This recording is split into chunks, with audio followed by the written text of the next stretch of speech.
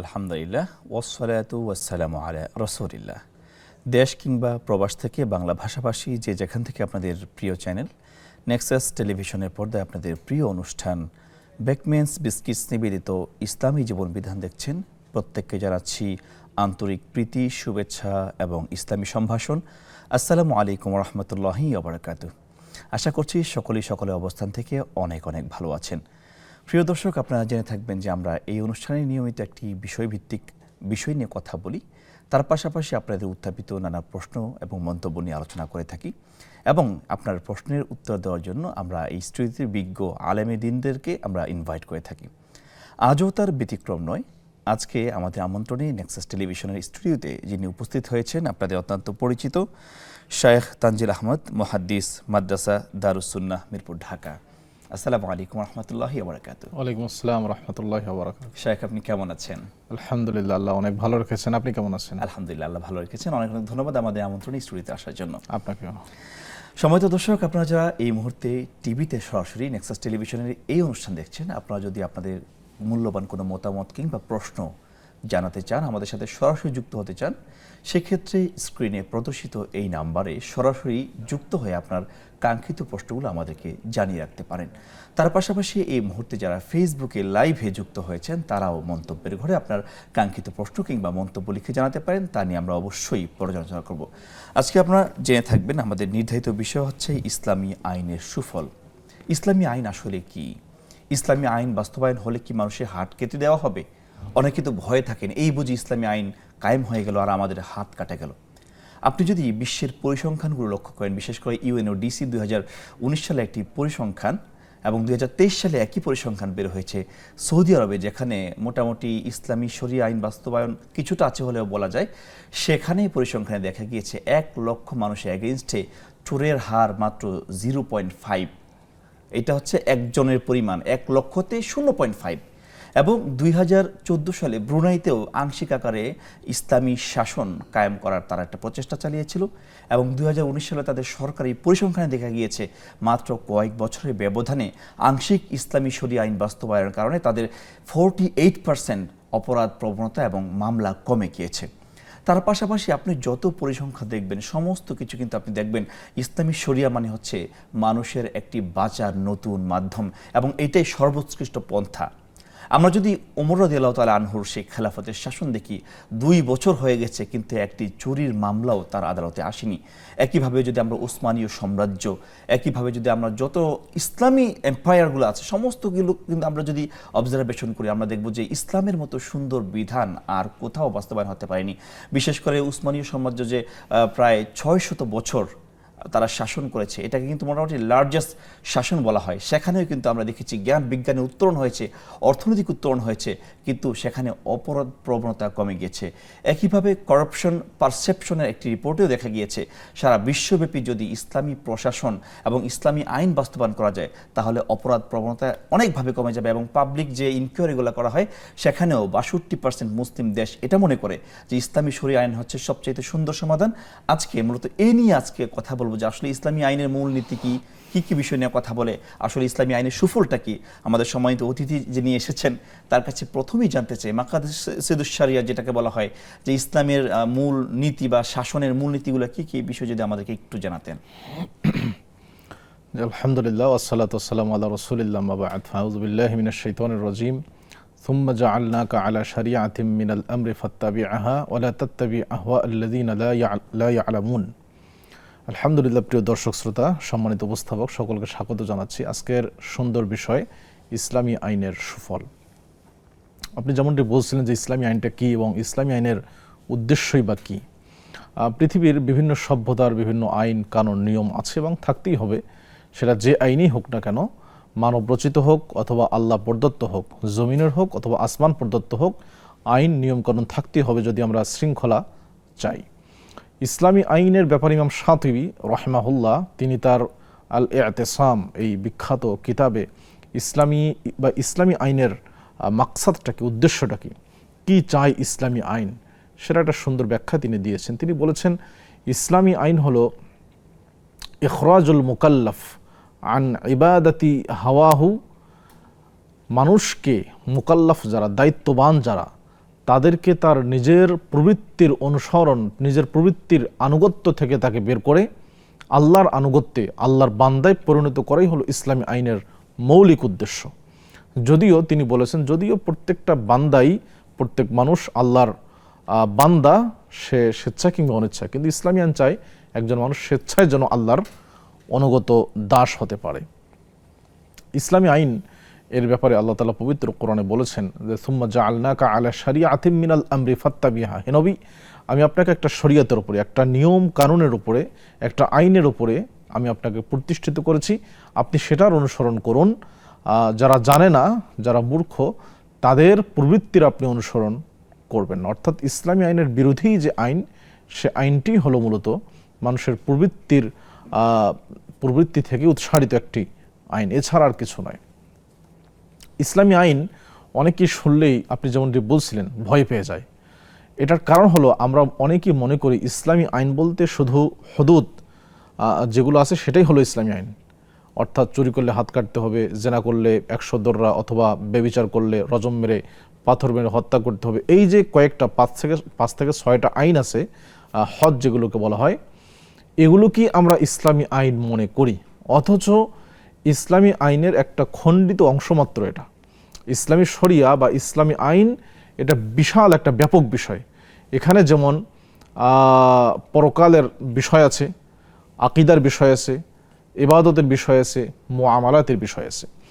মানুষের তৈরিকৃত আইন এবং আল্লাহর আইনের মধ্যে কয়েকটি মৌলিক পার্থক্য আমরা যদি দেখি, প্রথমটা তো হলো এই যে ইসলামী আইন আল্লাহ প্রদত্ত, আর আমাদের রচিত যেগুলো আইন সেগুলো আমাদের তৈরি করা। আল্লাহ তাআলা তিনি পরিপূর্ণ, জ্ঞানের দিক থেকে সার্বিকভাবেই তিনি পরিপূর্ণ, পক্ষান্তরে আমরা হলাম অপরিপূর্ণ। আল্লাহ তাআলা যেমনটি বলেছেন, ওমা উতীতুম মিনাল ইলমি ইল্লা কলিলা, তোমাদেরকে খুব অল্প সংখ্যক জ্ঞান দেওয়া হয়েছে, যে জ্ঞানের মানে পরিমাণটা একেবারেই কম। জি। তো এই অল্প পরিমাণ জ্ঞান নিয়ে, যে জ্ঞান দিয়ে আমি নিজের কল্যাণটাই ঠিকমতো বুঝি না, আমি গোটা বিশ্ব মানুষের কল্যাণ কিভাবে বুঝতে পারি? স্বাগত, চমৎকার বলছেন। আমাদের সাথে একজন দর্শক যুক্ত হয়েছেন, আমরা তার প্রশ্নটি নিয়ে নিচ্ছি। আসসালামু আলাইকুম ওয়া রাহমাতুল্লাহি ওয়া বারাকাতুহু। জি, ওয়ালাইকুম আসসালাম ওয়া রাহমাতুল্লাহি ওয়া বারাকাতুহু। হুজুর, আমি একটাই প্রশ্ন করব। পাবনা থেকে নীলা বলছিলাম। জি। জি, আমার প্রশ্নটা হচ্ছে, আমাকে একজন একটা দোয়া আমল করতে বলেছিলেন। এটা ফরজ সালাতের পরে যে আমরা জিকির করি বা দোয়া পড়ি, আস্তাগফিরুল্লাহ 3 বার, আল্লাহু আকবার 1 বার বলার পরে ইয়া কওদিয়াল হাজাত, এই দোয়াটা 7 বার পড়তে বলেছেন। আর ফজিলতটা কি বলেছিলেন আমি ভুলে গিয়েছি। হুজুরকে বলতেছি যে মানে এটা আসলে পড়তে হবে কিনা, আর পড়ার ফজিলতটা কি, এই বিষয়ে একটু বলবেন। ইয়া কওদিয়াল হাজাত, এই দোয়াটা। আচ্ছা, ঠিক আছে। আর কোনো প্রশ্ন রয়েছে? জি, আমি একটাই প্রশ্ন করব। জি, ধন্যবাদ। শেখ, আপনি বলছিলেন যে আসলে আমরা আমাদের মেধা দিয়ে জি। নিজেদের পরিকল্পনাই সাজাতে পারি না, তো পারছি না। গোটা মানব জাতিকে কিভাবে আমরা উত্তরণ করব? চমৎকার বলছেন। এটা হলো আমাদের মৌলিক পার্থক্য ইসলামী শরিয়া এবং মানবরচিত শরিয়ার মধ্যে। ইসলামী শরিয়ার দ্বিতীয় আরেকটি বৈশিষ্ট্য হলো এই শরিয়া ইনসাফপূর্ণ, এই শরিয়া সম্পূর্ণ আদালত, ইনসাফপূর্ণ। কিন্তু মানুষের যে তৈরিকৃত আইন, এটা কখনোই পরিপূর্ণ ইনসাফপূর্ণ হতে পারে না। পৃথিবীর যে কোনো আইন আপনি দেখেন না কেন, এটা কখনোই পরিপূর্ণ আপনার ইনসাফপূর্ণ নয়। আল্লাহ তাআলা বলেছেন, ওয়াতাম্মাত কালিমাতু রাব্বিকা সিদকান ওয়া আদলা। আল্লাহ তাআলার যে সিদ্ধান্ত, সেই সিদ্ধান্তটা সততা, সত্যবাদিতা এবং ইনসাফের সাথে পরিপূর্ণ হয়ে গেছে। কাজেই আল্লাহ তাআলার যাবতীয় কথা, যাবতীয় সিদ্ধান্ত, যাবতীয় আইন কানুন বিধান সত্য, মহাসত্য এবং তা ইনসাফপূর্ণ। এখানে কোনো প্রকার জুলুম করা হয়নি, কারো প্রতি কোনো সামান্যতম জুলুম করা হয়নি। কিন্তু প্রচলিত যে আইন, আমাদের মানুষের মানব রচিত যে আইনগুলো, সেটা যে দেশেরই হোক না কেন, সেখানে কেউ না কেউ মজলুম হচ্ছে, সেখানে কেউ না কেউ জুলুমের শিকার হচ্ছে, আবার কেউ লাভবান হচ্ছে। এটাই হলো বাস্তবতা। ইসলামী আইন এবং প্রচলিত যে আইনগুলো আছে, এগুলোর মধ্যে আরেকটি পার্থক্য হলো, ইসলামী আইন সেটা কখনোই পরিবর্তনশীল নয়, বিশ্বের যে কোনো প্রান্তে যে কোনো সময়ের জন্য সমভাবে প্রযোজ্য। কিন্তু মানবরচিত আইন সেটা সমভাবে প্রযোজ্য নয়। চুরি করলে হাত কাটতে হবে নির্দিষ্ট শর্ত শারায়েত সাপেক্ষে। জি। তো এই আইনটা ইসলামী শরীয়তের রাসূলের জামানা থেকে নিয়ে কিয়ামত পর্যন্ত পৃথিবীর সকল ভূখণ্ডের জন্য প্রযোজ্য। কিন্তু আমাদের যে প্রচলিত আইন, এই আইনগুলোতে কিন্তু আপনি দেখবেন চুরি করলে এক এক দেশের এক এক নিয়ম, এক এক নিয়ম। এক এক নিয়ম, কোনো নিয়মের সাথে কোনো নিয়মের মিল নেই। জি শেখ, আসলে পার্থক্য নিয়ে চমৎকার বলছিলেন। আমরা আরো শুনবো আপনার থেকে কথা। আমাদের আরেকজন দর্শক যুক্ত হয়েছে, তার প্রশ্নটি আমরা নিয়ে নিচ্ছি। আসসালামু আলাইকুম ওয়া রাহমাতুল্লাহি ওয়া বারাকাতুহু। ওয়ালাইকুম আসসালাম ওয়া রাহমাতুল্লাহি ওয়া বারাকাতুহু। হুজুর, আমার একটা প্রশ্ন, যে আমরা জোহরের নামাজের সুন্নতের 4 রাকাতে সূরা মিলাই, জি কিন্তু ফরজের নামাজে আমরা 2 রাকাতে সূরা মিলাই। আমার একটা জানার ইচ্ছা যে ফরজটা তো মর্যাদার থেকে উপরে, ওটাতে পরে 2 রাকাতে সূরা মিলানো হয় না, পরে কেন মিলানো হয়, এই জানার জন্য এই প্রশ্নটা। আচ্ছা আচ্ছা, ঠিক আছে। আর কোনো প্রশ্ন আছে? না। আচ্ছা আচ্ছা, ওকে, অনেক অনেক ধন্যবাদ আমাদের সাথে থাকার জন্য। শেখ, আসলে আপনি চমৎকার আলোচনা করছিলেন যে দুইটা পার্থক্য বললেন, যে দিনের সাথে এবং মানুষের বিধানের সাথে। এবার যদি ওই বিষয়টা কন্টিনিউ করতেন। দেখুন, তাহলে ইসলামী শরিয়ার যে বিধানগুলো সব সময়ের জন্য সমভাবে প্রযোজ্য, এটা কোনো স্থানকাল পাত্রভেদে পরিবর্তন হয় না। ইসলামী শরিয়ার মৌলিক যে বিধানগুলো, এবং এই কোরআনুল কারীম আপনি যদি পড়েন, যদি সুন্নাহ পড়েন, তাহলে দেখবেন আমাদের একটা সমাজে প্রচলিত আছে নিয়ম, যেমনটা আপনি বলছিলেন যে ইসলামী শরিয়া মানেই মনে করে যে হাত কাটতে হবে, এবং অথচ সবাই তো আর অপরাধী নয়। এই আইনগুলো কেন করা হয়েছে? এই আইনগুলোর একটা রহস্য আল্লাহ তাআলা পবিত্র কোরআনে বলেছেন। আল্লাহ বলেন, ওয়ালাকুম ফিল কিসাসি হায়াতুন ইয়া উলিল আলবাব। হে জ্ঞানীরা, তোমাদের জন্য এখানে একটা জ্ঞানের বিষয় আমি দিলাম, সেটা হলো এই কিসাস, অর্থাৎ অন্যায়ভাবে যদি কেউ কেউ হত্যা করে, তাহলে হত্যার বদলে হত্যা করার যে বিধানটা, এর মাধ্যমেই মূলত জীবন রক্ষা হয়। আমরা বাহ্যিকভাবে দেখতে পাচ্ছি যে একজন হত্যাকারীকে আমি হত্যা করলাম, রাষ্ট্র তাকে হত্যা করলো, ফাঁসি দিল, শাস্তি দিল, এ তো জীবন গেল, কিন্তু আল্লাহ বলছেন মূলত জীবন রক্ষা হয়। আজকে আমি একটি রিপোর্ট পড়লাম যে দেখুন, এই যে আমাদের গাজীপুরে ইন্টারিম আমলে এ পর্যন্ত 103 জনকে হত্যা করা হয়েছে। এই এক বছর, সম্ভবত 1 বছর হচ্ছে, এই অন্তর্বর্তী সরকারের এই কয়েকটা দিনে 12টা মাসে 103 জন ব্যক্তিকে অন্যায়ভাবে হত্যা করা হয়েছে। আমরা কয়েকদিন আগেও দেখলাম যে পিটিও হত্যা করা হলো সাংবাদিককে। জি, আপনি দেখুন যে এই হত্যা করার পরে এটার বিচার প্রক্রিয়া খুব লেন্দি, এবং এটা আদৌ সঠিক বিচার পাবে কিনা যারা ভিকটিম, আল্লাহু আলাম। বাংলাদেশে হাজারো এরকম মামলা আছে, শুধু বাংলাদেশ না, সারা পৃথিবীতেই, যেগুলোর সঠিক বিচার আসলে হয় না এবং পাওয়া যায় না। এবং সঠিক বিচার পাওয়ার জন্য যে পরিমাণ দৌড় এবং যে পরিমাণ আপনার মানসিক অস্থিরতা, আর্থিক ক্ষতি সাধন করতে হয়, এটা মানে অসম্ভব। অথচ ইসলামী শরিয়াতে এই সমস্ত বিষয় নেই। জি শেখ, আপনি চমৎকার বলছিলেন। আমাদের সাথে আরেকজন দর্শক যুক্ত হয়েছেন। আসসালামু আলাইকুম ওয়া রাহমাতুল্লাহি ওয়া বারাকাতুহু। ওয়ালাইকুম আসসালাম ওয়া রাহমাতুল্লাহি ওয়া বারাকাতুহু। হুজুর, জি বলুন। আমার প্রশ্ন হলো, আমি মুক্তিযুদ্ধে গিয়েছিলাম। জি, আমার নানি বলছিল যে আমি ফিরে আসলে একটা মহিষ কুরবানি দিবে। এইভাবে বলাতে কি এটা মানত হয়েছে কিনা, এবং আমার নানি মারা গেছে। আমি মোবাইলে কথা কাটবেন না হুজুর, আমার শুনবেন, কাটবেন না। আমার নানি বলছিল যে আমি ফিরে আসলে একটা মহিষ কুরবানি দিবে। এইভাবে বলাতে কি যা ওই মানত হয়েছে কিনা, এবং আমার নানি মারা গেছে। পরে আমি একটা মহিষ কুরবানি দিয়েছি, নর্মালি আমরা সবাই খাইছি।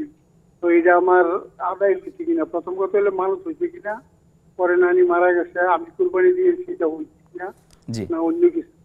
আচ্ছা আচ্ছা, আমি মোবাইলে আসছি, কাটছেন না হুজুর। জি জি, আপনি একটু টিভিতে আমাদের সাথে সংযুক্ত থাকেন, উত্তর পেয়ে যাবেন ইনশাআল্লাহ। সম্মানিত দর্শক, আপনারা দেখছেন বেকমেন্স বিস্কিটস নিবেদিত ইসলামী জীবন বিধান। অত্যন্ত চমৎকার আলোচনা করছেন আমাদের সম্মানিত শেখ। সময় হয়েছে ছোট্ট একটি বিরতিতে যাওয়ার। আপনাদের সাথে আবার দেখা হবে, কথা হবে বিরতির পর।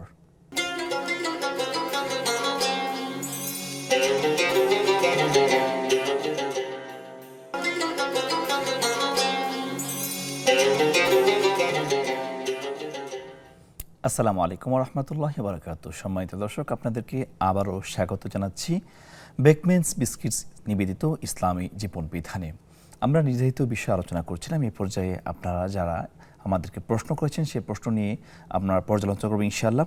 আবারও জানিয়ে রাখছি, আমাদের সাথে যারা সরাসরি যুক্ত হতে চান, আপনারা চাইলে স্ক্রিনে প্রদর্শিত এই নাম্বারে ফোন করে আপনার প্রশ্নটি জানিয়ে রাখতে পারেন। সেই বিষয় নিয়ে আমরা আলোচনা করব। শাইখের কাছে প্রথমে জানতে চাই, আমাদের এক প্রিয় বোন প্রশ্ন করেছেন যে ইয়াকাদিয়া হাজাত, একজন দোয়া শিখিয়েছেন ওনাকে। আসলে এটার ফজিলতটা উনি ভুলে গিয়েছেন। আসলে এই দোয়াটা কি পড়া যাবে এবং এটার ফজিলত কি, ব্যাপারে আমাদেরকে একটু জানাবেন। ইয়া কাদিয়াল হাজাত অর্থ হলো হে প্রয়োজন পূরণকারী। আল্লাহকেই ডাকছেন যে হে প্রয়োজন পূরণকারী, অর্থাৎ আপনি আমার প্রয়োজন পূরণ করে দিন, এরকম হয়তো হতে পারে। তো বোন বললেন যে এটা হয়তো সলাতের পরে পরে আস্তাগফিরুল্লাহর পরে সাতবার, যে সাতবারের কথা এসছে। এটার ফজিলত কি? প্রথমত হলো যে সকল হাদিস আমরা পাই নবী সাল্লাল্লাহু আলাইহি সাল্লাম থেকে, যে বিভিন্ন দোয়া মাসুরা আমাদের নিকটে এসছে বিশুদ্ধ সনদে, এগুলোর মধ্যে এই দোয়াটি নেই, ইয়া কাদিয়াল হাজাত, এই রকম কোনো দোয়া নেই, আর সাতবারের কথাও নেই। আপনি এটা এমনি পড়তে পারেন, সমস্যা নেই, মৌলিকভাবে এই দোয়াতে কোনো সমস্যা নেই, কিন্তু 5 ওয়াক্ত সালাতের পরেই 7 বার পড়তে হবে এরকম কোনো বিশুদ্ধ হাদিস নেই। আর এর ফজিলত সম্পর্কেও আমার জানা মতে এখন পর্যন্ত আমি যতটুকু জানি, মনে পড়ছে, আমি এরকম কোনো ফজিলত এই দোয়ার পাইনি। মৌলিকভাবে দোয়াটি জায়েজ, আপনি যে কোনো সময় এটি পড়তে পারেন, সুনির্দিষ্ট সংখ্যা নাও হতে পারে। এটা হয়তো বা কোনো আলেমের তাজরিবা বা অভিজ্ঞতার আলোকে তিনি বলেছেন আল্লাহকে বিশেষ নামে ডাকা, এই আর কি। বাকি সুনির্দিষ্টভাবে এটি বিশুদ্ধ কোনো হাদিসে বর্ণিত হয়নি এবং এটার বিশেষ কোনো ফজিলত আমার জানা নেই এই মুহূর্তে, আল্লাহু আলাম। জি, ধন্যবাদ। আমাদের সাথে আরো একজন দর্শক যুক্ত হয়েছেন। আসসালামু আলাইকুম ওয়া রাহমাতুল্লাহি ওয়া বারাকাতুহু।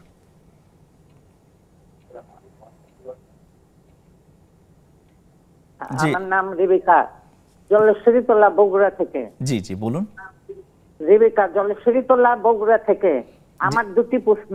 একটা হচ্ছে ওই যে কসরের নামাজ পড়ি যে, সেটা কি খালি হ্যাঁ শুধু ফরজ পড়বেন কিনা, তাই তো? ফরজ, সুন্নত পড়বো না? জি জি, আচ্ছা ঠিক আছে। আর কোনো প্রশ্ন? সুন্নত পড়বো না। জি, আপনার প্রশ্ন উত্তর দেওয়া হবে, পরবর্তী প্রশ্ন থাকলে বলুন। আচ্ছা, পরবর্তী প্রশ্ন হলো ওই যে আমার তো পারমিট করে না ওই যে তাহাজ্জুদের নামাজ, তো ওটা যে 4 রাকাত নামাজ আমি বেতের আগে পড়ি, ওটা কি সুন্নত নিয়ত করব না নফলের নিয়ত করব? তাহাজ্জুদের নামাজে নিয়ত কি করবেন, তাই তো? না, তাহাজ্জুদের নামাজ না, ওই যে পারমিট হয় না, এই বেতের আগেই পড়ে নিই, ওটা সুন্নত নিয়ত করব না আচ্ছা আচ্ছা, বুঝতে পেরেছি, নফলের নিয়ত করব, ঠিক আছে, এই দুটো। জি জি, ওকে, ধন্যবাদ আপনার প্রশ্ন করার জন্য। শেখ আমাদের আরেকজন প্রশ্ন করেছিলেন যে আমরা ফরজ নামাজে প্রথম 2 রাকাত আমরা সূরা মিলাই, কিন্তু সুন্নতে 4 রাকাতে সূরা মিলাতে হয়। ভাইজানের প্রশ্ন হচ্ছে ফরজ নামাজের মর্যাদা তো বেশি, তাহলে এটাতে কেরাতের সংখ্যা কম কেন আর সুন্নতে বেশি কেন? সুন্দর প্রশ্ন। মূলত প্রথম বিষয় হলো, এটা হলো ইসলামী শরিয়ার একটা বিভিন্ন ইবাদতের বিভিন্ন ধরনের রহস্য। এটার উদ্দেশ্য কি এ সম্পর্কে আমাদের প্রথম কথা রহস্য আল্লাহ তাআলাই ভালো জানেন। কেন ফরজ সালাতে মিলাতে হবে এবং কেন সুন্নত সালাতে মিলাতে হবে, এটা রহস্য আল্লাহ তাআলাই ভালো জানেন। এটা প্রথমত আমাদেরকে মেনে চলতে হবে। দ্বিতীয় বিষয়, কোনো উলামায়ে কেরাম এটা অনেকগুলো রহস্য বের করার চেষ্টা করেছেন তাদের গবেষণার মাধ্যমে। আপনি যেমনটি বলছিলেন যে ফরজ সালাতের মর্যাদা তো বেশি, তাহলে সেখানে সূরা কিরাত বেশি হওয়া উচিত না। আমি যদি একটু বলি যে না, এই সালাতের মর্যাদা যেহেতু বেশি, কাজে এই সালাত এত দামি সালাত এবং এত গুরুত্বপূর্ণ সালাত, এত ওজনওয়ালা সালাত, এখানে অল্প কিরাত করলে হয়ে যাবে।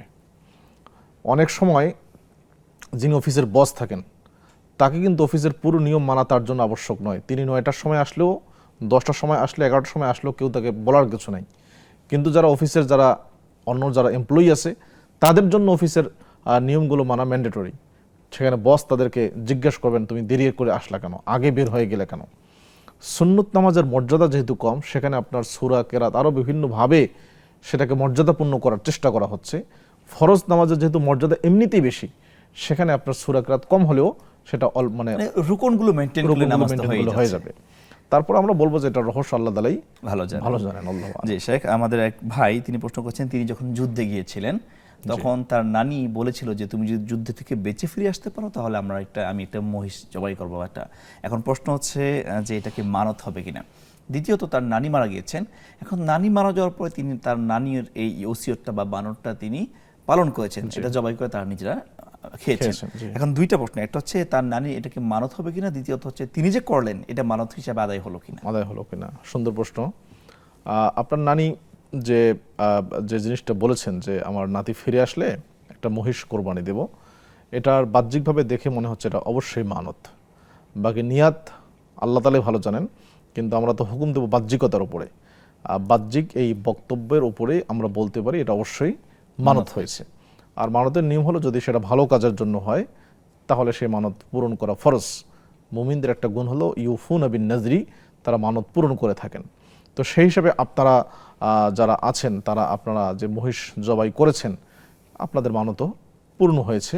আপনার নানি যে মানত করেছেন সেই মানতের পক্ষ থেকে হয়ে যাবে, কাজে কোনো সমস্যা নেই ইনশাআল্লাহ। জি, আমাদের সাথে আরেকজন দর্শক যুক্ত হয়েছেন। আসসালামু আলাইকুম ওয়া রাহমাতুল্লাহি ওয়া বারাকাতুহু। আসসালামু আলাইকুম। ওয়ালাইকুম আসসালাম, প্রশ্নটি করুন।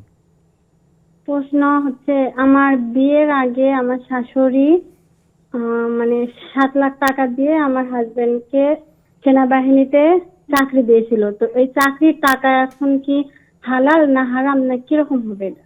আচ্ছা আচ্ছা, ঠিক আছে। এক কথায় ঘুষের টাকা চাকরি হালাল অথবা হারাম কিনা, তাই তো? আচ্ছা, হ্যাঁ, এটা তো মানে চাকরি ঢোকার সময় তো 7 লাখ টাকা ঘুষ দিয়েছিল। জি জি, বুঝতে পেরেছি। আর কোনো প্রশ্ন রয়েছে? হ্যাঁ, সেনাবাহিনীতে। আর কোনো প্রশ্ন রয়েছে? না, আর কোনো প্রশ্ন ওকে, নেই। ধন্যবাদ। জি শেখ, আমাদের আরেকজন প্রশ্ন করেছিলেন যে সূরা হাশরের শেষ 3 আয়াত কখন পড়বো, এটা আমরা ফেসবুক থেকে পেয়েছি। এক বোন প্রশ্ন করেছেন যেটা কখন পড়বো, হাদিসের এটার ফজিলত আছে কিনা, এটা সহিহ কিনা। সূরা হাশরের যে 3 আয়াত, সেই 3 আয়াতের বিষয়বস্তু অত্যন্ত চমৎকার।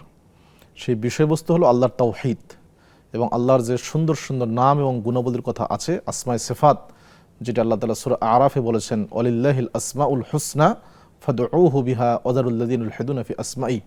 আল্লাহ তাআলার সুন্দর সুন্দর নাম আছে, তোমরা সেই নামগুলো দিয়ে ডাকো। তো সেই অনেকগুলো নামের সমাহার এই 3 আয়াতে আমরা দেখতে পাই। বাকি আমাদের সমাজে একটা প্রচলিত আছে সূরা হাশরের 3টে আয়াত ফজরের সালাতের পরে অনেক জায়গায় আমরা দেখি এটা সমস্বরে দলবদ্ধভাবে ইমাম সাহেবকে সবাইকে নিয়ে পাঠ করেন। তো আমি ব্যক্তিগতভাবেও অনেক খোঁজার চেষ্টা করেছি যেটার আসলে কোথায় থেকে এই আমলটা আসলো। দুর্ভাগ্যজনকভাবে সত্য একটা হাদিস এসছে, কিন্তু সেই হাদিসটি সহিহ নয়। বিশুদ্ধ কোনো হাদিসে সূরা হাশরের বিশেষ করে 3 আয়াতের স্পেশালি কোনো ফজিলত বিশুদ্ধ কোনো হাদিসে বর্ণিত হয়নি। বাকি একটার বিষয়বস্তু চমৎকার, পুরো আয়াতের মধ্যেই আল্লাহর তাওহীদ সম্পর্কে বর্ণনা এসছে। সূরা হাশর আপনি পুরোটাই পড়তে পারেন, 3 আয়াতও পড়তে পারেন, কোনো সমস্যা নেই, কিন্তু বিশেষ মর্যাদাবান মনে করে পড়াটা ঠিক হবে না, যেহেতু বিশুদ্ধ সনদে এর কোনো ফজিলত বর্ণিত হয়নি। অসংখ্য ধন্যবাদ। আমাদের সাথে আরেকজন দর্শক যুক্ত হয়েছেন। আসসালামু আলাইকুম ওয়া রাহমাতুল্লাহি ওয়া বারাকাতুহু। দর্শক শুনতে পাচ্ছেন? হ্যালো, জি, আসসালামু আলাইকুম, প্রশ্নটি করুন। যে অনেকে দেখি ফাতিহা করে একটা নিয়াত করে, এটা কতটুকু ইসলামের শরীয়তে ঠিক? ফাতিহা যে অনুষ্ঠানটা সেটা কথা বলছেন? হ্যাঁ, ফাতিহা করে অনেকে দেখি। আচ্ছা আচ্ছা, ঠিক আছে। আর কোনো এটা প্রশ্ন? কতটুকু, না এটা কতটুকু ইসলামের শরীয়তে ঠিক? জি, আমাদের সাথেই থাকুন, টিভিতে নজর রাখুন, ইনশাআল্লাহ আমরা আপনার প্রশ্নটি আলোচনা করবো ইনশাআল্লাহ। জি শেখ, আমাদের আরো একটি প্রশ্ন ছিল যে কসরের নামাজ যখন আমরা পড়ি, ফরজ তো অর্ধেক হয়ে যায়, জি, কিন্তু আমরা কি এটাতে ওয়াজিব বা সুন্নত সংযুক্ত করব কিনা, বা এটার বিধানটা কি? জি, কসরের সালাত এটা আল্লাহর পক্ষ থেকে রুখসাত, ছাড় আমাদের জন্য, বা হাদিয়া, একটা উপঢৌকন আল্লাহর পক্ষ থেকে আমাদের জন্য। এ ব্যাপারে আব্দুল্লাহ ইবনে ওমর রাদিয়াল্লাহু তাআলা আনহুকে জিজ্ঞাসা করা হয়েছিল যে আমরা কি সফরে গেলে মানে সুন্নত নামাজগুলো পড়বো কিনা।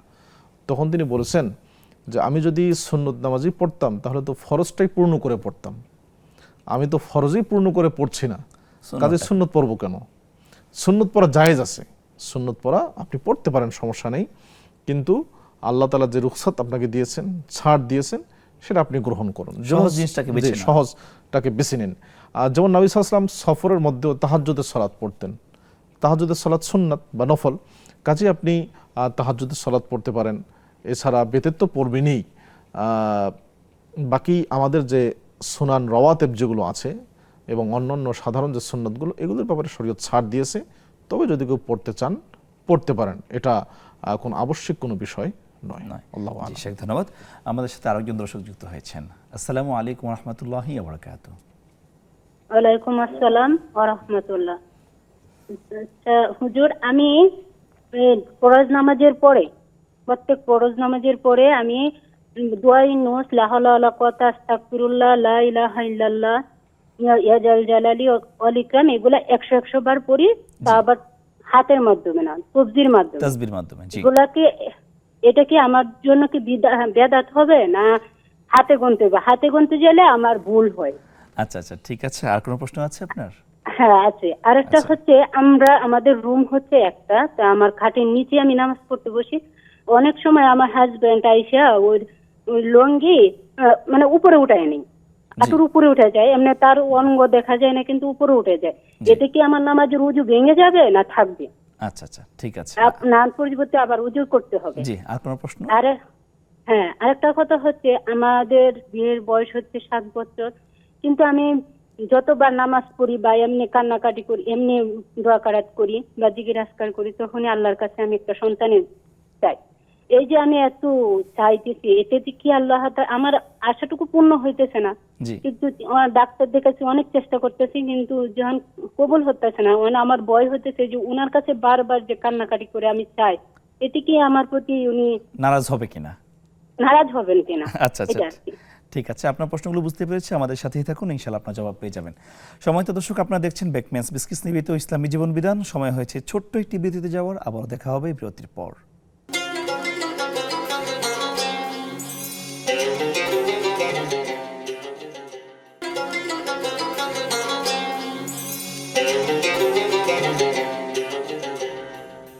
আসসালামু আলাইকুম রহমতুল্লাহি বারাকাতু। সম্মানিত দর্শক, আপনাদেরকে আবারও স্বাগত জানাচ্ছি বেকম্যানস বিসকিস নিবেদিত ইসলামী জীবন বিধানে।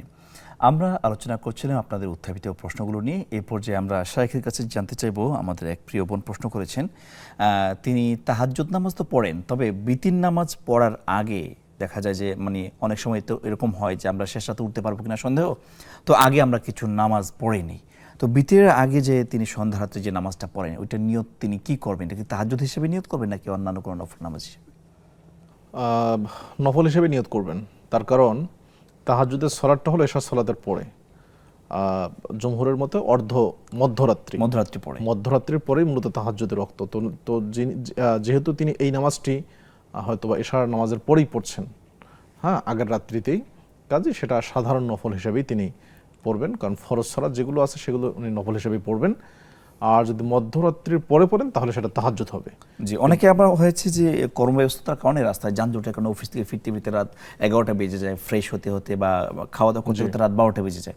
তো এক ভাইয়ের প্রশ্ন ছিল যে রাত 12টা যেহেতু বেজেই যায়, তিনি যদি 4 রাকাত নামাজ পড়ে ঘুমিয়ে যান যেহেতু অর্ধরাত্রির পরে, সেটা কি তাহাজ্জুদ আকারে গণ্য হবে কিনা? হ্যাঁ, হতে পারে। যদি মধ্যরাত্রির পরে হয় তাহলে অবশ্যই তাহাজ্জুদ হবে। তবে মনে হয় সবচেয়ে গুরুত্বপূর্ণ মুহূর্ত হচ্ছে গুরুত্বপূর্ণ, অবশ্যই তা তো অবশ্যই সেই রাতের বিশেষ ফজিলত আছে একদম শেষ মুহূর্তে। নবী সাল্লাল্লাহু আলাইহি ওয়াসাল্লাম দেখা গেছে তিনি অধিকাংশ সময় শেষ রাতেই সালাত পড়তেন। শেষ রাতে সালাত পড়ে এরপর তিনি ফজরের 2 রাকাত সুন্নত বাসায় পড়ে এরপর মসজিদে গিয়ে ফরজ পড়তেন, যেটা আমরা হাদিসে পাই। জি শেখ, আমাদের আরেক বোনের প্রশ্ন ছিল যে তার যখন বিয়ে হয়েছে, বিয়ের আগেই তার হাজবেন্ড চাকরি পেয়েছে সেনাবাহিনীতে, তখন তার শাশুড়ি প্রায় 7 লক্ষ টাকা দিয়ে এই চাকরি নিয়েছেন। এখন তার প্রশ্ন হচ্ছে, এই যে চাকরিটা এইভাবে হলো, এটার বেতনটা প্রতিনিয়ত যে পাচ্ছে, এটা জায়েজ হচ্ছে কিনা? হ্যাঁ, খুবই সুন্দর প্রশ্ন। আমাদের দেশের যে অবস্থা কত ভয়ানক, এটা আমাদের সেনাবাহিনীর যদি কোনো ভাই দেখেন তাহলে আপনারা বুঝতে পারবেন। সেনাবাহিনীর মতো গুরুত্বপূর্ণ একটা জায়গা, যেটা গুরুত্বপূর্ণ জায়গা, হয়তো বা অনেক ক্ষেত্রে দেখা যায় আসলে সেনাবাহিনীর কেউ হয়তো টাকা নেয়নি, বাইরের কোনো দালাল হয়তো টাকা নিয়ে এই কাজগুলো করে থাকে, সেটিও হতে পারে, আল্লাহু আলাম। তো ঘুষ নিয়ে যে কোনো চাকরি করার বিধানটা কি, এটার 2টা দিক আছে। একটা হলো যে আপনি যোগ্য কিন্তু ঘুষ ছাড়া আপনাকে দিচ্ছে না, তাহলে সেক্ষেত্রে আপনি ঘুষ দিয়ে আপনার যে অধিকার সেটা আদায় করে নেয় আপনার জন্য জায়েজ। আপনি মাজলুম, আপনি তখন মাজলুম, আর যিনি এই কাজটি করলেন তিনি হবেন জালেম। আর যদি এমন হয় যে আপনি মূলত যোগ্য নন কিন্তু টাকার বিনিময়ে আপনি সিরিয়ালটা এগিয়ে নিলেন, হ্যাঁ, তাহলে সেটা জুলুম হবে, আপনি তখন জালেমের কাতারে পড়বেন। আপনার তখন এই বেতনটা যা আছে এটা সম্পূর্ণ অবৈধ হবে, কারণ আপনি আরেকজনের হককে নষ্ট করে আপনি এই বেতনটা নিচ্ছেন। এখন আপনার স্বামী তিনি যোগ্য ছিলেন কি ছিলেন না সেটা আপনারা ভালো বলতে পারবেন, সেটা আপনারা একটু বিচার বিশ্লেষণ করবেন। আমাদের সাথে আরেকজন দর্শক যুক্ত হয়েছেন। আসসালামু আলাইকুম রহমতুল্লাহি ওয়া বারাকাতুহু। আসসালামু আলাইকুম। আসসালামু আলাইকুম। ওয়া আলাইকুম আসসালাম। জি, প্রশ্নটি করুন। যে আমার একটি প্রশ্ন ছিল হুজুর। জি, হ্যাঁ, প্রশ্নটি বলুন। জি, যে হুজুর, আমি কথা বলছি যে এই সবাই ফিরের মুরিদ হয় না, ফিরের মুরিদ কি, এটা কি ইয়াদা হাদিসের ভিতরে এটা কি শুনলাম যে মুরিদ হইলে বেঁচতে যাইতে পারবো, নাইলে যেতে পারতো না। আমার আব্বা কিন্তু ফিরের মুরিদ পছন্দ করতেন না, আমার আম্মা আবার পছন্দ করতেন। আমার আব্বু এখন বেঁচে নাই। আব্বু বলতেন যে স্বামী আছে, হে আবার পীরের মুরিদ দেখে, কেন কোন পীরের মুরিদ না। জি, জি। আর আপনার আরেকটা প্রশ্নটি বুঝতে বিষয় পেরেছি, হলো- আর প্রশ্ন রয়েছে? জি, এটা আমারে বুঝাই বলবেন। আর একটা বিষয় হলো যে আমার সন্তানের বিষয় আর কি। জি, জি। এই যে মনে করুন সন্তান হয়তো বুঝে না, মাঝে আমরা মনে করুন একটু রাগে একটা কথা বলি, হ্যাঁ এইরকম কষ্ট কেন, হ্যাঁ আরো কণ্ঠ জোরে করে কথা বলে, আরো এই মানে অনেক ধরে কথা বলে, এরা বুঝতে পারে না। জি। এরারে আমি বুঝাইলেও বুঝে না, মানে এরা যে কি এরা মানে গুনাহ হবে না কি হবে, এরা আমাদের দিকে চোখ রাঙায় কথা বলে আচ্ছা, মা আচ্ছা। বাবার সাথে। বুঝতে পেরেছি, আপনার টোটাল বিষয়টা বুঝতে পেরেছি। আর কোনো প্রশ্ন আছে? জি, নাই থাকি। ওকে, ওকে, ঠিক আছে, আমাদের সাথে থেকে আপনার প্রশ্নের উত্তর পেয়ে যাবেন ইনশাআল্লাহ। সো সম্মানিত দর্শক, আমাদের আরেক বোন প্রশ্ন করেছিলেন যে অনেকে ফাতিহা অনুষ্ঠান করে বা বিভিন্ন নামে অনুষ্ঠান করে, ওরস করে, মাহফিল করে, আসলে এই অনুষ্ঠানগুলো করা বৈধ কিনা? জি, সুন্দর প্রশ্ন। ফাতিহা হতে পারে মৃত্যু ব্যক্তির উপলক্ষে করে খাওয়ানো, সম্ভবত সেটাও তিনি বোঝাতে অনেক চেয়েছেন কিনা। দরবারেও এটা হয়, অনেক ফাতিহা দরবারে শরীফ নামে ফাতিহা হয় শরীফ এগুলো। নামে, এবং প্রতি বছর যেটা আপনি জি, বলছেন জি, যে জি, ওরস হয়, ওরস হয়। এগুলোর আসলে হুকুম কি? দেখুন, ইসলামী মাহফিল করা তো ভালো, ইসলামী জালসা করা, মাহফিল করা, আপনি মানুষকে খাওয়ানো, এগুলো অবশ্যই নিঃসন্দেহে ভালো কাজ, মৌলিকভাবে এগুলো জায়েজ। কিন্তু এই ওরসগুলো বা ফাতিহাগুলোর নামে আমরা দেখি সেখানে প্রচুর বিদআতের ছড়াছড়ি হয়, এমনকি শিরকেরও ছড়াছড়ি হয়। সেখানে পীর সাহেবকে কদমবুচি করা হচ্ছে, সেখানে পীরের মাজারে সাজদা দেওয়া হচ্ছে, সেখানে পীরকে ওসিলা ধরা হচ্ছে যে পীর আমার সব কিছু করতে পারবেন। মানুষ মান্যত যেটা আল্লাহর নামে করতে হয় সেটা পীরের মাজারে করছে। নানাবিধ শিরিক এবং বেদাতের মানে সাথে একটা সুন্দর নামের খোলসে তারা অনৈতিক কাজগুলো জি করছে। জড়িয়ে পড়ছে। কাজেই এই সমস্ত বিষয়ের কারণে আমরা এগুলো থেকে অবশ্যই নিষেধ করি। এখন ফাতিহার আসলে ফাতিহা অনুষ্ঠান উনি আসলে কি বুঝতে চাইলেন, এটা অনেক প্রকার হতে পারে, এক এক অঞ্চলে এক একটা হতে পারে। তো মৌলিকভাবে এই অনুষ্ঠানগুলো রাসূলের যুগে বা পরবর্তী সাহাবায়ে কেরাম, 4 ইমামের কারো যুগেই এই ধরনের কোনো অনুষ্ঠান আমরা অস্তিত্ব খুঁজে পাই না যে ফাতিহা অনুষ্ঠান বা ওরস শরীফ এই ইত্যাদি কোনো অনুষ্ঠানের ইসলামী শরিয়ার কোনো অংশ নয়। কাজে এগুলো শিরিক এবং বিদআত মিশ্রিত, এবং এগুলো এই দরবারগুলো মূলত খোলাই হয়েছে এই মানুষের যেটা মানে আপনার রুহবান এবং ধর্মীয় আবেগকে কাজে লাগিয়ে একটা পুরো ব্যবসা আর কি। কাজে এর থেকে আমাদের বিরত থাকতে হবে, সচেতন হওয়া চাই এগুলোর থেকে। ইসলামের শরীয়ত অত্যন্ত সহজ, প্রাঞ্জল, সাবলীল, আপনার সেটাই আমল করার চেষ্টা করবেন ইনশাআল্লাহ।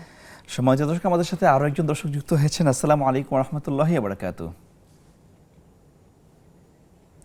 দর্শক কে আছেন লাইনে? প্রশ্ন করুন। ওয়ালাইকুম আসসালাম ওয়া রাহমাতুল্লাহি ওয়া বারাকাতুহু। জি, প্রশ্নটি করুন। আমি বরিশাল গণদি থানা থেকে বলছি। জি। প্রশ্ন হলো হুজুর, আমার বয়স প্রায় 110 বছর। জি। নামাজ পড়াইতে গেলে অনেক সময় নামাজের মায় একলা পড়তে পারে না, একটু ভুল হয় আমার, আমরা পড়াই দিই, কিন্তু ফরজ নামাজটা বেশি পড়াই, ষোলো নামাজটা পড়তে গেলে মা একটু অসুস্থ করতেছে, এক্ষেত্রে সুন্নাত নামাজটা পড়ানো হয় না। জি। এই যে মায়ে একা পড়তে গেলে অনেক সময় ভুল, অর্থাৎ পড়ার সময় আরেকটা দূর পড়তে হয়, সময় ভুল হয় অনেক সময় মায়ের। এই ক্ষেত্রে কি মা আমাকে কোনো গুনাহ হবে কিনা একটু জানতে চাচ্ছি। আচ্ছা, আচ্ছা, আর কোনো প্রশ্ন? না হুজুর। ওকে, ঠিক আছে, ধন্যবাদ, আমাদের সাথেই থাকুন। আচ্ছা হুজুর। তো আমাদের কাছে অনেকগুলো প্রশ্ন জমে গিয়েছে, আমরা সবগুলো প্রশ্ন আপনার কাছ থেকে শুনবো। তো আমাদের এই মুহূর্তে একটা বিরতির সময় হয়েছে, আমরা একটু বিরতিতে যেতে চাই। সম্মানিত দর্শক, আপনারা দেখছেন বেকমেন্স বিস্কিটস নিবেদিত ইসলামী জীবন বিধান। এই মুহূর্তে আমরা ছোট্ট একটি বিরতিতে যাচ্ছি, দেখা হবে এই বিরতির পর।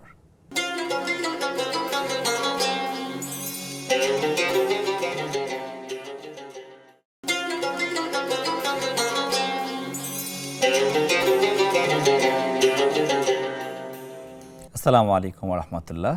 দর্শক, শেষ পর্বে আমরা আমারও স্বাগত জানাচ্ছি বেকমেন্স বিস্কিটস নিবেদিত ইসলামী জীবন বিধানে। আমরা আলোচনা করছিলাম আপনাদের প্রশ্নগুলো নিয়ে। এই পর্যায়ে আমরা সরাসরি প্রশ্ন চলে যাচ্ছি।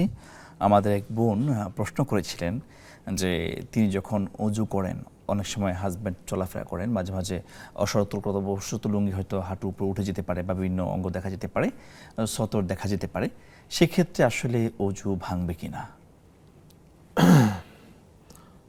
সম্ভবত উনি বলছিলেন যে উনি সালাত পড়েন, আবার এটা বলেন যে ওযু ভেঙে যাবে কিনা। স্বামী মানে তার স্বামী হয়তো সামনে গিয়ে চলাফেরা করেন না, স্বামীর যদি কোনো অঙ্গ প্রত্যঙ্গ দেখা যায় তাহলে সেখানে ওযু ভাঙবে না। তবে সেক্ষেত্রে অবশ্যই সতর্ক থাকা উচিত, স্বামীকেও সতর্ক থাকা উচিত এবং স্ত্রীকেও সতর্ক থাকা উচিত।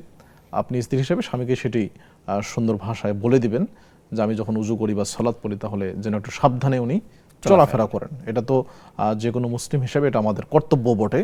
আর ওই ভাইকেও আমরা অনুরোধ করব তিনি যেন একটু সাবধানে থাকেন, বিশেষ করে যখন আপনার স্ত্রী সালাত পড়ছেন বা উজু করছেন তখন যেন আপনি একটু সতর্কতা অবলম্বন করে চলেন। একই বোনের প্রশ্ন হচ্ছে, তার একটি মেয়ে আছে, জি, তো অনেক বছর ধরে আল্লাহর কাছে বারবার কান্নাকাটি করছে ছেলে সন্তানের জন্য, আল্লাহ তো সেটা দিচ্ছে না। এখন বোনের আশঙ্কা হচ্ছে আমি যে আল্লাহর কাছে এতবার চাইছি, আল্লাহ কি আমার প্রতি রাগ হচ্ছে কিনা যে আমি দেইনি তারপর তুমি এত কেন চাচ্ছ। আসলে তার অনুভূতিটা এরকম, এক্ষেত্রে তার কি করণীয়? খুবই সুন্দর প্রশ্ন। আমরা প্রথমত দোয়া করে আল্লাহ তাআলা তার যে মনের আশা, আল্লাহ তাআলাকে যেন একটি সন্তান, নেক সন্তান যেন তাকে দান করেন, আল্লাহ যেন তার দোয়াটি কবুল করেন, এটা আমাদের পক্ষ থেকে দোয়া থাকবে। সেই সাথে আমরা অনুরোধ করব যে আপনি মনে করছেন আল্লাহ রাগ হচ্ছেন কিনা, এটা মানুষের সাথে আপনি আল্লাহকে মেলাচ্ছেন, এই জন্যই মূলত এই চিন্তাটা আসছে। মানুষের নিকটে কোনো জিনিস বারবার চাইলে মানুষ বিরক্ত হয়, কিন্তু আল্লাহর নিকটে বারবার চাইলে আল্লাহ খুশি হন। আল্লাহ আপনাকে এই জীবনে দিক আর না দিক, আপনার এই দোয়ার বরকতে, দোয়ার ফজলতে, দোয়ার কারণে হয়তো আল্লাহ আপনাকে পরকালে অনেক মর্যাদাবান করবেন। এই জন্য আপনি চাইতে থাকবেন আল্লাহর নিকটে, কখনো নিরাশ হবেন না, নিরাশ হওয়া যাবে না। অনেক নবীদের স্ত্রী তারা একদম বৃদ্ধ বয়সে যখন সন্তান হওয়ার কোনো সম্ভাবনা নেই তখন তাদের সন্তান হয়েছে। সুবহানাল্লাহ। তো আপনি নিরাশ হবেন না এবং আপনি কখনোই মনে করবেন না যে আল্লাহ আবার বিরক্ত হচ্ছেন কিনা, নারাজ হচ্ছেন কিনা, বরং আল্লাহ বিরক্ত হন তখন যখন বান্দা আল্লাহ নিকট কোনো কিছু চায় না। জি শেখ, আমাদের আরেক ভাই ফেসবুকে প্রশ্ন করেছেন যে এআই দিয়ে ছবি জেনারেশন করা, ভিডিও জেনারেশন করা, এই সমস্ত বিষয়গুলো বৈধ কিনা? হ্যাঁ, খুবই সুন্দর প্রশ্ন বর্তমান আমাদের এই সময়ের জন্য। মূলত এআই দিয়ে ছবি জেনারেট করার দুইটা দিক আছে। একটা হলো জড়বস্তু যেগুলো, যেমন পাহাড়, পর্বত, গাছপালা ইত্যাদি, যেগুলোর প্রাণ শক্তি নেই আমাদের স্বাভাবিক দৃষ্টিকোণ থেকে, সেগুলোর আপনি ছবি জেনারেট করতে পারেন, কোনো সমস্যা নেই।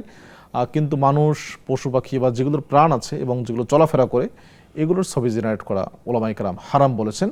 কারণ ছবি বানানো বা ছবি তৈরি করা, মূর্তি অঙ্কন করার যে নিষেধাজ্ঞা এসেছে সেটার কারণ কি? কারণ হলো তার মধ্যে প্রাণ শক্তি দেওয়ার মতো ক্ষমতা আমার মধ্যে নাই। কিয়ামতের দিন আল্লাহ তাআলা বলবেন যারা ছবি অঙ্কন করে যে তুমি তার মধ্যে প্রাণ ফুঁকে দাও, কিন্তু সে পারবে না। এবং হাদিস এসেছে, নবী সাল্লাল্লাহু আলাইহি ওয়াসাল্লাম বলছেন আশাদ্দুন নাসি আযাবান ইয়াউমাল কিয়ামাতিল মুসাউবিরুন, যারা ছবি অঙ্কন করে সেটা এআই দিয়ে হোক, পাথর দিয়ে হোক, যাই দিয়ে হোক না কেন, তারাই হলো কিয়ামতের দিন সবচেয়ে বেশি আযাব ভোগ করবে। এই জন্য আপনি যদি একান্তই চান তাহলে যে পাহাড়, পর্বত, নদী ইত্যাদি আছে এগুলোর করতে পারেন, কিন্তু মানুষ, পশু পাখি এগুলোর আপনি করতে পারবেন না। জি আচ্ছা, আরেক ভাই ফেসবুকে প্রশ্ন করেছেন যে কোনো মুসলিম হিন্দু চরিত্রে অভিনয় করতে পারবে কিনা? না, কখনোই তো পারবে না। মুসলিম তো কোনোভাবেই হিন্দু চরিত্রে অভিনয় করা যাবেই না। একজন স্বাভাবিকভাবেই তাদের কোনো কালচার, তাদের কোনো কৃষ্টি গ্রহণ করাই নিষেধ। মান তাশাব্বাহা বিকওমিন ফাহুয়া মিনহুম, যে কারোর সাথে সম্পর্ক রাখে, সাদৃশ্য রাখে, সে তাদের দলভুক্ত হয়ে যায়। অর্থাৎ সামান্য একটা বিষয় আপনি নিতে পারছেন না আর আপনি পুরোটাই আপনার চরিত্র আপনি তাদের মতো হয়ে যাচ্ছেন, অর্থাৎ আপনি পুরো যেন মুসলিম আর হিন্দু, এটা সম্পূর্ণ হারাম। যদি কোনো ব্যক্তি জেনে শুনে এই ধরনের কাজ করে, এমনকি সে মুরতাদ হয়ে যাওয়ারও সম্ভাবনা আছে। এই জন্য এখান থেকে অবশ্যই আমাদের। জি, আরেক বোনের প্রশ্ন করেছেন যে পীরের মুরিদ হওয়া যাবে কিনা? অনেকে বলে পীরের মুরিদ না হলে জাহান্নামী হয়ে যাবে, পীরের মুরিদ হতে হলে মানে জান্নাতি হতে হলে পীরের মুরিদ হওয়া লাগবে। আসলে এটা কতটুকু সত্য? অনেক লম্বা বিষয়, আমি সংক্ষিপ্ত করে বলি। আসলে পীরের মুরিদ আপনি কেন হবেন, এটা হলো প্রশ্ন। কেন হবেন আপনি? আপনি কি জান্নাতে যেতে চান? জান্নাতে যেতে চাইলে কোনো ব্যক্তির মুরিদ হতে হয় না। জান্নাতে যেতে চাইলে আপনাকে নেক আমল করতে হবে। যদি নেক আমল করেন, ভালো কাজ করেন, তাহলে আপনি পীরের মুরিদ হন আর না হন, আপনি অবশ্যই আল্লাহর জান্নাতে যাবেন। কোনো সাহাবী অন্য কোনো সাহাবীর মুরিদ হয় নাই। কি আবু বকরের মুরিদ কেউ ছিল না, উমরের মুরিদ কেউ ছিল না, তারা তো এই উম্মর মধ্যে সর্বশ্রেষ্ঠ সন্তান। আবু হানিফার মুরিদ কেউ ছিল না। বাকি তাদের নির্দেশনা, তাদের দেখানো পথ যেগুলো কোরআন এবং সুন্নাহর সাথে মিলে যায় সেগুলো আমল করতে হবে, এটাই হলো সঠিক কথা। কোনো পীর কাউকে জান্নাত নিয়ে যেতে পারবে না। নবী সাল্লাল্লাহু আলাইহি ওয়াসাল্লামও তিনি ফাতেমাকে নিজের মেয়েকে বলেছেন, ইয়া ফাতেমা আনকিযি নাফসাকি মিনান নার, ফাতেমা তুমি তোমাকে জাহান্নাম থেকে বাঁচাও। আমি পিতা হিসেবে কিছু করতে পারবো না যদি তোমার আমল না থাকে। জি, এই জন্য এগুলো বিষয় থেকে সতর্ক থাকা উচিত। আমাদের একই বড় প্রশ্ন করেছেন যে সন্তানকে অনেক সময় ধমক দেওয়া হয় কিন্তু সন্তান পাল্টা রিঅ্যাকশন করে, এক্ষেত্রে বাবা মায়ের বা সন্তানের করণীয় কি সংক্ষেপে বলবেন? খুবই সুন্দর প্রশ্ন, এটা তো অনেকেই সমস্যা। এটা আমরা সেই সন্তানকে, যদি সেই সন্তান বুঝবান হয়, তাহলে আমরা অনুরোধ করব পৃথিবীর দ্বিতীয় মহাপাপ পিতামাতার সাথে অবাধ্য হওয়া। নবী সাল্লাল্লাহু আলাইহি ওয়াসাল্লাম বলেছেন, আকবরুল কাবায়ের আল ইশরাকু বিল্লাহ ওয়া উকুকুল ওয়ালিদাইন, পিতামাতার অবাধ্য হওয়া এই পৃথিবীর দ্বিতীয় বড় পাপ। কাজে এটা অবশ্যই আপনাকে বিরত থাকতেই হবে। পিতামাতা আপনার জান্নাত এবং জাহান্নামের কারণ। আর আমরা যারা বাবা মা আছি তাদের উচিত সন্তানকে এমনভাবে আদর্শভাবে গড়ে তোলা যেন সন্তান বাধ্যগত হয়, অনুগত হয়, দিনের পথে চলার চেষ্টা করে। সংক্ষেপে একটা উত্তর দিবেন। আমাদের এক ভাই প্রশ্ন করছেন, মায়ের বয়স 110 বছর ধরে কোনো রকম ফরজটা পড়ায়, সুন্নত অনেক সময় পড়াতে পারে না তার অসুস্থতার কারণে, এক্ষেত্রে তাদের কোনো দায়বদ্ধতা থাকবে কি না? অবশ্যই নয়, কারণ তিনি মাযুর। 110 বছর বয়স, এটা অনেক বছর। এই বছরে তিনি বেঁচে আছেন এবং সালাত পড়তে পারছেন, আলহামদুলিল্লাহ, ওটা অনেক বড় নিয়ামতের ব্যাপার। আপনি চেষ্টা করবেন যেন তিনি ফরজগুলো মোটামুটি যতটুকু সম্ভব ঠিকভাবে যেন তিনি আদায় করেন। যদি সুন্নত আদায় করতে নাও পারেন তাহলে ইনশাল্লাহ কোনো সমস্যা হবে না। জি শেখ, আলহামদুলিল্লাহ আমরা প্রত্যেকটি প্রশ্ন উত্তর দিয়েছি। আমরা ছোট্ট আধা মিনিট অথবা 1 মিনিটের মধ্যে শুনতে চাই যে ইসলামের আজকে যে শরিয়া আইনের সুফল নিয়ে কথা বলছিলাম, এটা আসলে মানবতা বিরোধী কিনা, অনেকে এটা বলে থাকে, এই ব্যাপারে যদি একটু বলতেন। এই বিষয়গুলো মূলত ইউরোপের দৃষ্টিভঙ্গিতে যারা চিন্তা করে, তাদের চশমা যারা চোখে লাগিয়েছে তারা এগুলোকে বলে। বরং এই পৃথিবীর বিভিন্ন সভ্যতার ইতিহাস আপনি যদি পর্যালোচনা করেন তাহলে দেখবেন ইসলামের ইতিহাস যখন সমৃদ্ধ ছিল, মুসলিমগণ ক্ষমতা ছিলেন, সেই সময় আইনের যে সুফল নাগরিকগণ পেয়েছেন, এরকম সুফল, শান্তি, শৃঙ্খলা, নিরাপত্তা পৃথিবীর কোনো সভ্যতাই দিতে পারেনি। আজকে ইউরোপ আমেরিকায় মানুষ দলে দলে ইসলাম গ্রহণ করছে কেন? কারণ ইউরোপ এবং আমেরিকার দর্শন তাদেরকে শান্তি দিতে পারেনি। তাদেরকে হয়তো বস্তুগত উন্নতির শিখরে নিয়ে গেছে, কিন্তু আত্মিক প্রশান্তি দিতে পারেনি, ব্যর্থ হয়েছে। পরিবার ধ্বংস হয়ে যাচ্ছে, বিশ্বাস এবং আস্থা উঠে গেছে। ইসলামই কেবল এগুলো নিরাপত্তা, শান্তি, শৃঙ্খলা সব কিছুই দিতে পারে, ইনসাফ করতে পারে। সবচেয়ে বড় কথা, পরকালে অনাবিল সুখের স্থান ইসলামী শরিয়াই দিতে পারে, যা অন্য কোনো শরিয়া পারে না। আমাদের উচিত ইসলামের শরিয়ার নিকটে আত্মসমর্পণ করা। জি শেখ, অনেক ধন্যবাদ। আপনি অনেক সময় দিচ্ছেন আমাদেরকে। আলহামদুলিল্লাহ সবগুলো প্রশ্নের উত্তর পেয়েছি, আমরা বিষয়ের উপর কথা পেয়েছি। আপনাকে অসংখ্য কৃতজ্ঞ জানাচ্ছি আমাদের আমন্ত্রণ স্টুডিওতে আসার জন্য। ধন্যবাদ। সম্মানিত দর্শক, এতক্ষণ ধরে যারা নেক্সাস টেলিভিশনের পর্দায় আপনাদের প্রিয় অনুষ্ঠান দেখছেন, আপনাদেরকে অনেক ধন্যবাদ জানাচ্ছি। এবং সবশেষে বলতে চাচ্ছি, ইসলামী শরিয়া আইন এটার মতো সুফল, এটার মতো সুন্দর জিনিস আর কোনো আইন দিতে পারে না। যত মতবাদ আছে সমস্ত মতবাদের ঊর্ধ্বে হচ্ছে ইসলামী আইন, যার প্রতিফলন ইতিহাসের পরতে পরতে আমরা বারংবার দেখেছি। সুতরাং আমাদের প্রত্যেকের তামান্না হওয়া উচিত ইসলামী শরিয়া আইন বাস্তবায়ন হোক, এটাই মুসলমানদের প্রাণীর দাবি হোক। আজকে এ পর্যন্তই, আমরা অনুষ্ঠানের প্রায় শেষ পর্যায়ে চলে আসছি এবং দেখা হবে পরবর্তী অনুষ্ঠানে। ততক্ষণ পর্যন্ত আল্লাহ তাআলা রব্বুল আলামিন আপনাদের সকলকে ভালো রাখুন, সুস্থ রাখুন এবং নেক হায়াত দান করুন। আমিন। আসসালামু আলাইকুম ওয়া রাহমাতুল্লাহি ওয়া বারাকাতুহু।